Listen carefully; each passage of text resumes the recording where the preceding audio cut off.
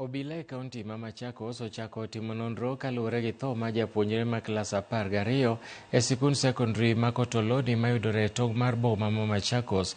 Japuonjre no ma oyangi kaka Konsolata Nduku wachore ni nobedo matuo e skul. Kaluwore gi anyuola mare, tend sikundno ero nonyisogi tuo ma nyathigi kendo bang' chopo e skul ne gitere e od thieth ma Machakos Level 5. Nduku kata kamano noyango ni osewito ngimane e kinde manochopo e od thieth. Bero mar yango gima dine kel tho mare ibiro timo chieng' wuok tich e od thieth ma Montezuma e kaunti ma Machakos. Saa yuko na kusema na ni mgonjwa, hatukupigiwa simu ile tunapigiwa ni Nduko ni mgonjwa, and the next minute Nduko is dead.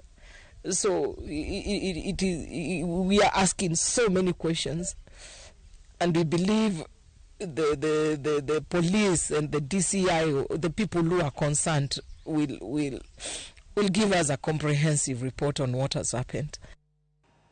Ma en Ramogi TV, to magi gin weche manyien mag migago. Wadhi e yweyo mokwongo, kik idhi mabor, waduogo bang' thuolo machuok.